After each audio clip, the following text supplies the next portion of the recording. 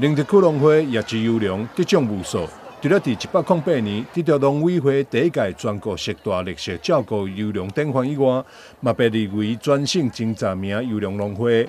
今年家政班也在114年台南市特色家政班活動當中，得到人之水的冠軍造型，非常無簡單。而且不只是人水，靈德區農會的心更加水。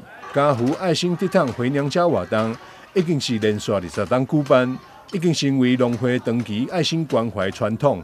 今仔日是咱靈德農會一年一度的迄個愛心竹筒回娘家的活動已經20年由咱這個家政班這個婆婆媽媽甲阮這個同仁大家以着一支小小的竹筒裝了着滿滿愛心來幫忙着咱這個弱勢的家庭甲這囡仔學費來幫忙着這個囡仔。可以讀冊安尼當安心安尼，阮農會今仔日咱家政班甲青農甲高齡者4件辦着一個義賣所得的攏要來捐予咱教育中心來幫忙着這個囡仔。北台灣家福中心的這個服務地區年初的時候。我們在蘭溪、玉井、南化這邊都是地震，遭逢嚴重的地震。那年中的時候，那我們這個海線北門、佳里、學甲地區又遭受到很嚴重的風災。我們有的家庭的屋頂都掀開了。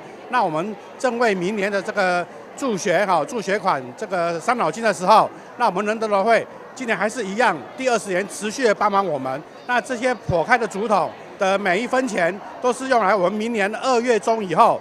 那個過年後，我們要發給我們弱勢兒童的獎學金希望這個獎學金能提供我們的兒童可以讓他用在這個助學的上面讓他可以有發展。那我們這次也非常感謝仁德區農會也同時祝福仁德區農會100歲生日快樂。今日的27個竹筒，總共得到80544塊。家政班的婆婆媽媽知影今年台南歷經地震風災了後，經費籌措困難。也紛紛提出紅包捐贈，全部171個紅包，募得302755塊，響應北台南家福。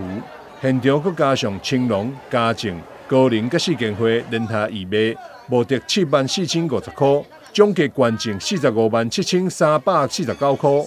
而累計20檔來，靈德區農會愛心捐款也已經高達350多萬，溫暖善行，使人敬佩。